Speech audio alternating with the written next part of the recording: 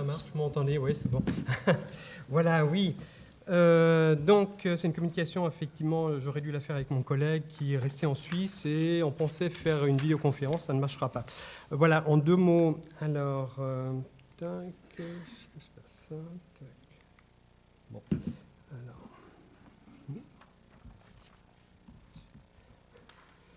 Voilà, donc en deux mots, c'est-à-dire que pour cette présentation, l'idée c'est de dire deux, trois choses quand même dans quoi on s'inscrit, parce que c'est quand même l'histoire avec les frises, et donc dire deux, trois choses là. On a déjà entendu ce matin deux, trois explications, mais on voulait quand même revenir un peu sur cette affaire-là.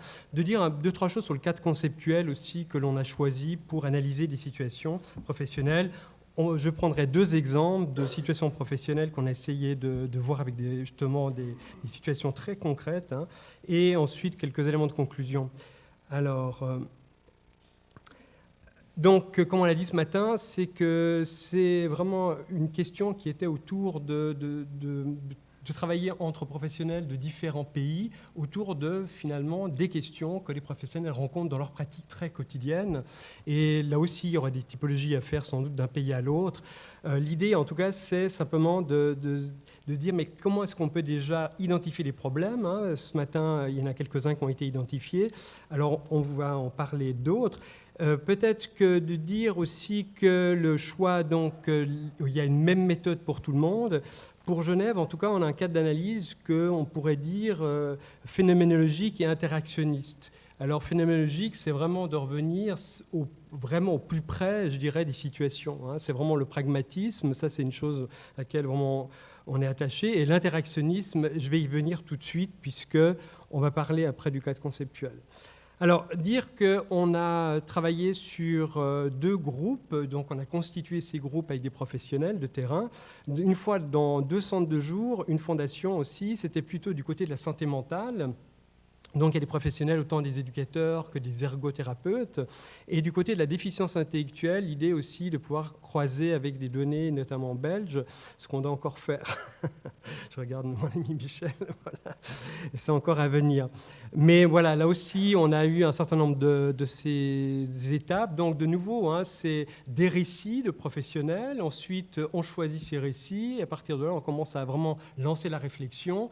Et ensuite, bien sûr, qu'on a ça en plusieurs étapes, l'idée étant aussi d'amener 2-3 éléments de réflexion pour permettre d'aiguiller les professionnels dans la réflexion. Alors, des éléments de contexte, peut-être c'est quand même important de revenir là autour. Ce qu'on met là, évidemment, ce n'est pas une nouveauté, c'est ce qu'on a déjà entendu ce matin, c'est-à-dire que c'est avec la nouvelle gestion publique, on est quand même dans quelque chose qui serait la planification du travail, la protocolisation, la standardisation des pratiques, l'objectivation et la mesure, comme si le travail social qui était mesuré, c'était le seul et unique. On mesure le nombre de téléphones, mais pas la qualité des échanges téléphoniques. C'est un peu plus compliqué à mesurer en termes quantitatifs, évidemment. Et puis, ça a amené aussi la hiérarchisation et la segmentation de l'activité. Ça, en tout cas, en Suisse, avec les accords de Bologne, on a bien connu, au fond, vraiment une stratification de ce qui était au départ des mêmes professionnels de terrain, réflexifs. D'un coup, il y a ceux qui sont réflexifs dans leur agir, d'autres qui sont dans un agir autonome et d'autres qui sont encadrés dans l'agir.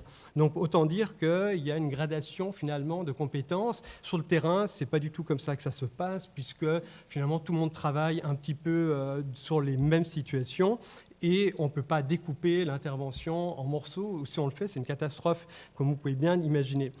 Mais de l'autre côté, où il y a un paradoxe vraiment fondamental, c'est que d'un côté, on a ce côté de l'action sociale programmée, planifiée, moi je dirais même aliénée, parce que finalement, c'est plus du tout le travail de relation et de soutien, puisqu'il faut remplir des chiffres. On l'a entendu ce matin, on passe plus de temps à remplir des données que de passer du temps à soutenir les personnes. Et du coup, ça pose vraiment la question de qu'est-ce que c'est que l'activité. Alors, pour avoir quand même beaucoup réfléchi sur ces questions-là, notamment à travers l'esthétique, bien, effectivement, vous avez énormément d'auteurs qui vous parlent soit de praxis. Une praxis, c'est autant de la réflexion que des actions, bien sûr. C'est aussi les arts de faire de Certeau, c'est-à-dire qu'il s'agit, c'est le fameux, la question du kairos, comment intervenir à bon escient au bon moment, par exemple. L'intelligence pratique, cette intelligence qui fait qu'à un moment donné, on sait faire les choses, on ne sait pas pourquoi on sait les faire, mais on sait les faire, quoi. Et ça, c'est très fort quand on est dans une pratique. On pourrait parler du savoir incorporé aussi. Schoen en a parlé, mais on pourrait aussi parler de Bourdieu, on pourrait parler beaucoup d'autres auteurs. J'aime bien aussi Molinier, Pascal Molinier, qui parle de présence. C'est aussi, on voit combien de fois dans les interventions, il s'agit d'être là à côté de l'autre, d'être témoin et pas forcément d'agir. On peut repenser à la pièce de ce matin, agir pour, et à quel moment on est juste là pour. D'ailleurs, c'est intéressant parce que votre humour de tout à l'heure m'a envoyé aussi un humour où quelqu'un disait, un usager disait à un travailleur social, mais qu'est-ce que je t'ai donc fait pour que tu veuilles m'aider ? C'est une espèce de logique comme ça, mais pourquoi tu m'en veux ? Et qu'effectivement, dans les interventions, on ne sait jamais trop bien où ça se joue. Alors, dans le cadre conceptuel, alors, on est vraiment attentif à la question de la corporité de l'agir. On a déjà un peu parlé de ça, mais vraiment, j'insiste beaucoup là-dessus, personnellement. C'est que le fait de dire « je suis un corps », et c'est pas seulement « j'ai un corps », c'est aussi une manière de revenir au fait qu'on ne peut pas être autrement ici qu'avec nos corps. Vous êtes tous venus avec vos corps, vous ne les avez pas laissés à la maison. Et ce qui veut dire aussi qu'on verra que ça a une influence énorme au niveau de tout ce qui est le facteur émotionnel. Parce qu'on ne peut pas être dans une situation sans être corporellement engagé et affectivement engagé. Ce n'est pas possible de faire autrement. Et du coup, c'est aussi d'affirmer un continuum entre l'individu et la société. C'est-à-dire que notre corps est une médiation au monde. Je suis dans le monde, mais le monde est en moi à travers toutes les structures sociales qui m'ont aussi formé. Depuis l'école, on devait se mettre s'asseoir comme il faut. Le comme il faut, on ne sait jamais trop bien comment c'est, mais il faut être comme il faut. Donc, ça veut dire que c'est bien des savoirs incorporés. À un moment donné, on sait comment se tenir. Et du coup, c'était aussi, on était parti avec Wranken, c'est-à-dire que on était dans un colloque en Suisse aussi, où il y avait un symposium plus sur l'agir prudentiel. Je vais y revenir. C'est d'Aristote, mais que Florent Champy a repris aussi à son compte pour parler de la sociologie des professions. Et de revenir finalement à la prudence. Ce matin, j'ai aussi entendu ce terme de prudence.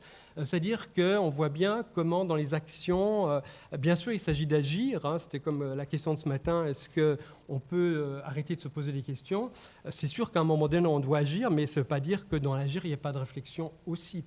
Et moi je pense qu'il y a des temps d'arrêt nécessaires et que ces temps d'arrêt permettent aussi de dire, tiens, comment je choisis plutôt certains principes d'action que d'autres. Donc voilà. Du coup, c'est toute la question, finalement, de la débrouille qu'on retrouve chez le professionnel, parce qu'il est toujours pris dans quelque chose qui est situé, contingent. Ce n'est pas possible de prédéfinir à l'avance. C'est l'entretien que vous voyez avec des personnes, et puis les personnes ne viennent pas. Ou elles viennent avec un autre projet que celui dont on s'est entendu, etc. C'est pas de temps en temps, c'est très fréquemment que ça se passe comme ça. Donc l'idée, c'était vraiment ça. Et puis, si on continue un peu toujours dans le cadre conceptuel, justement, on est avec le Wranken, avec l'agir prudentiel. Ce qui est vraiment intéressant, c'est que on est aussi entre les normes et le savoir-faire. C'est-à-dire qu'il y a bien des normes d'action, il y a bien sûr une éthique qu'on devrait avoir avec des cadres déontologiques et autres, mais en même temps, c'est comment, dans la situation même, on va pouvoir réfléchir à cette question-là, et très vite, évidemment. Alors finalement, c'est que les problèmes sont singuliers, forcément. Il y a une irréductible incertitude, et l'éthique nous amène à accepter, à vivre avec cette incertitude.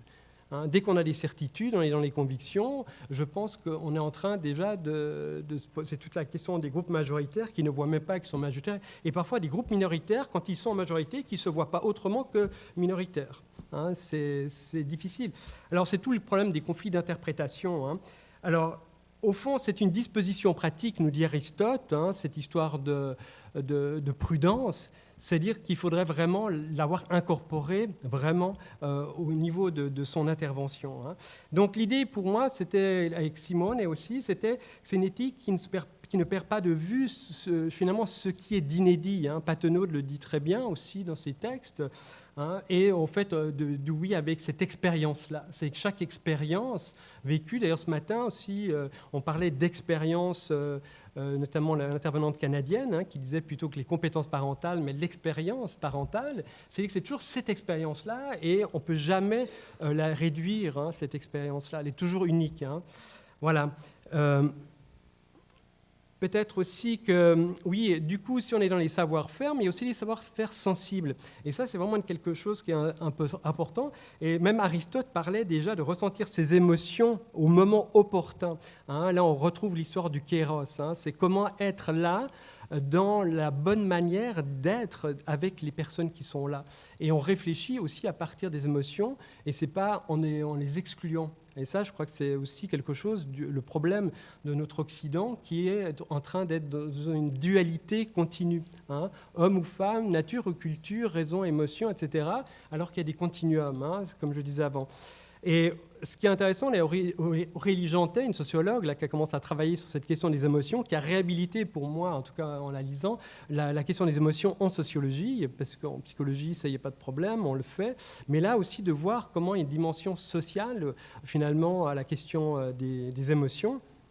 Et qu'elle dit que finalement c'est une évaluation du monde et que la manière dont je réagis déjà en situation, c'est déjà une évaluation du monde, c'est déjà une mise à l'écart ou une réunification à l'autre. Avec une collègue anthropologue, on a travaillé sur la question de l'embarras de Goffman et de voir comment même en tant que chercheur, on peut travailler sur l'embarras. À quel moment sommes-nous embarrassés dans la relation ou dans ce qui se passe avec l'autre? Et de réfléchir sur cette situation d'embarras permet de réfléchir vraiment profondément. Donc ça part d'une émotion, et de l'émotion, on peut aussi revenir à la question de vraiment... de voir les enjeux, les principes que l'on privilégie. Donc, effectivement, c'est une éthique qui n'est pas idéale, mais vraiment en termes d'expérience. J'insiste vraiment sur ces affaires-là. De nouveau, ce n'est pas pour éliminer, c'est comme la subjectivité, elle est toujours là, mais on a aussi toujours dans notre subjectivité le fait qu'on est un être social, nous sommes des êtres de relation.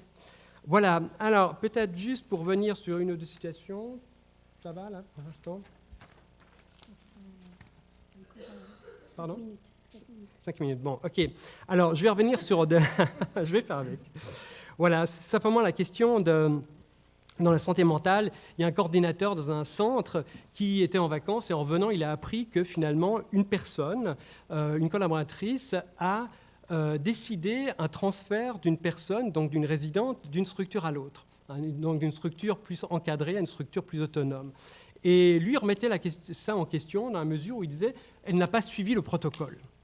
Et il était très intransigeant sur ce protocole, puisque c'est un protocole qui allait dans le sens de l'autodétermination, pensée comme telle, par les professionnels. Donc ce protocole, au fond, était l'assurance d'une éthique intégrée. Voilà. Et du coup, il disait « mais bon, moi j'ai envie de remettre en question finalement cette décision », mais en ce faisant, il remettait aussi en question la santé de la résidente, puisqu'il y avait vraiment une tension aussi, parce que cette résidente, elle pensait qu'elle allait vraiment changer de lieu de vie. Donc, de revenir là-dessus, c'était aussi délicat.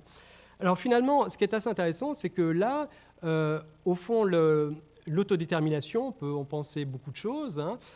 En tout cas, dans les disability studies, c'est quand même l'idée de pouvoir prendre vraiment la personne en situation de handicap vraiment en compte dans ce qu'elle est de plus intime, dans ses choix, etc. Là, en l'occurrence, ce qui est intéressant, c'est que l'autodétermination est devenue une nouvelle norme d'action à respecter par le professionnel. C'est comme si, au fond, il y avait eu une déviation de l'histoire. Il faut respecter l'autodétermination, donc on applique le système, on applique le protocole. Donc c'est là qu'on voit que c'est ce qui pourrait partir d'une bonne idée, d'une bonne intention, finit par complètement s'évicier, dans le fond, dans l'action pour le professionnel. Alors, ce qui était assez intéressant dans les problèmes qu'il posait, c'était que finalement, l'éducatrice qui était expérimentée, alors on disait oui, mais bon, elle date d'une époque, il n'y avait pas tellement de protocole, elle résiste au changement, vous connaissez ça. Forcément. Et puis, l'autre côté, c'est toute la question de cette focalisation sur les procédures. Et là, j'ai fait exprès de ne pas nommer une chose qui est encore la plus importante, c'est qu'on ne parle plus du tout de la résidente. Pendant toute l'analyse, la résidente était complètement évacuée, alors que l'autodétermination, c'était justement pour mettre de la place à cette résidente. Et ça, c'était vraiment quelque chose de tout à fait intéressant. Alors bien sûr, on peut se poser plein de questions sur le savoir-faire en situation. Là aussi, on pourrait se dire, mais qu'est-ce qui s'est passé pour la professionnelle en situation, dans cette expérience-là, d'évaluation, et comment émotionnellement elle a été prise, comment elle a réfléchi, etc., etc. Voilà, je vais essayer quand même, mince, je vais un peu vite là, aussi une situation, mais qui est aussi, je trouve, très emblématique du terrain, c'est un résident qui a passé un temps, donc il a une déficience intellectuelle, mais avec pas mal de troubles associés, une hémiplégie, une épilepsie, des troubles du comportement, etc., etc. Il a été hospitalisé pour une raison tout à fait somatique, c'est cassé une jambe, un truc comme ça, et il a eu évidemment des antidouleurs. Et quand il est revenu dans sa résidence, il a continué à demander des antidouleurs. Et le médecin psychiatre, il dit, mais il n'a pas besoin des antidouleurs, il n'a plus mal du tout, c'est pas du tout ça. Les parents sont contre les antidouleurs, mais voilà que le médecin prescrit quand même, à la demande de Yann, des antidouleurs. Et c'est aux éducateurs de se débrouiller avec cette histoire-là. Les éducateurs n'ont jamais vu le psychiatre qui ne voulait pas les voir, et entre eux, ils ne sont absolument pas d'accord. Parce que certains, ils disent, ouais, mais s'il demande autodétermination, bien sûr qu'il va avoir des médicaments. On n'a pas le droit d'empêcher quelqu'un d'avoir des médicaments, et au fond, la souffrance, qui peut juger de sa souffrance, etc. Et d'autres qui disaient, oui, mais il est anxieux aussi, terriblement anxieux. Est-ce que ce n'est pas un effet placebo qui est recherché par la question du médicament? Et certains éducateurs et éducatrices mettaient en place toute une approche contenante avec la personne, et d'un coup, ça différait, voire carrément, ça remettait la demande de Yann complètement à un autre jour. Donc, se dire, il y a aussi une intervention à ce niveau-là qui se jouait. Donc, là aussi, on se rend compte que, au fond, comment être bien traitant quand on ne sait pas comment identifier les réels besoins d'une personne. Et là, je rappelle quand même, cette personne avec une déficience intellectuelle, donc difficile de jauger vraiment à quel moment elle pouvait vraiment savoir les choses. Et ça posait la question finalement de la capacité de discernement de Yann. Est-ce que réellement il était en mesure de pouvoir répondre aux questions qu'on lui posait? Et puis, ça pose aussi la question du registre médical et le registre éducatif qui étaient entremêlés dans cette affaire-là. Certains ils disaient, oui, mais ça, c'est du médical. S'il demande des médicaments, il faut les donner. D'ailleurs, à l'hôpital, quand quelqu'un demande des médicaments, il les obtient. Donc, ils partaient de cette idée-là, alors que de nouveau, les éducateurs disent, mais on n'est pas des distributeurs de médicaments, c'est pas ça notre job. Donc, ça pose vraiment des questions de ce type-là. Donc, voilà, je vais terminer.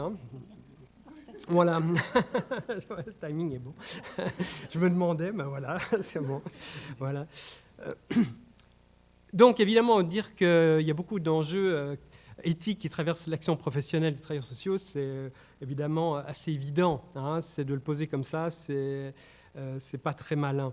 Mais toute la question que nous avons pu voir, c'est que nous avons eu des praticiens avec une réflexivité évidente, avec vraiment des gens qui avaient de l'expérience, des réflexions fines, mais vraiment, vraiment très, très intéressantes, mais avec une difficulté à repérer vraiment les dilemmes qui étaient en question. C'est-à-dire de voir quels étaient les principes qui s'opposaient dans telle ou telle situation. Et que ça, c'était très difficile. Ils n'étaient absolument pas coutumiers du fait. Et du coup, au fond, l'éthique, c'était toute la question de est-ce que je suis respectueux pour l'autre. Enfin, je force un peu le trait, mais c'était surtout ça. C'était une éthique relationnelle et qui n'était pas non plus plus large au niveau de l'institution, voire se dire aussi, mais quelle est notre commande sociale? Est-ce que déjà là, il n'y a pas des problèmes qui sont au départ dans cette affaire-là? Et du coup, évidemment que la délibération aussi, elle serait intéressante, c'est-à-dire de prendre du temps, d'aménager des espaces pour vraiment que ces professionnels puissent débattre vraiment de leurs différentes positions et de voir de quoi elles sont faites, de voir quels principes, chaque position, de quoi elle est faite, au fond, pour essayer de se dire, tiens, avant de prendre une décision, ou de se dire qui est le plus malin, ou celui qui aura mieux parlé, etc., où on peut être dans un jeu de rhétorique. Et moi, je reviens à la question du corps, c'est, au fond, qu'est-ce que, en tant qu'intervenant, je suis en train de ressentir quand je suis pris dans cette situation-là? Parce qu'il y a quelque chose de terriblement affectif au départ, et nos convictions, elles sont affectives aussi, quoi. Voilà, donc je m'arrêterai là.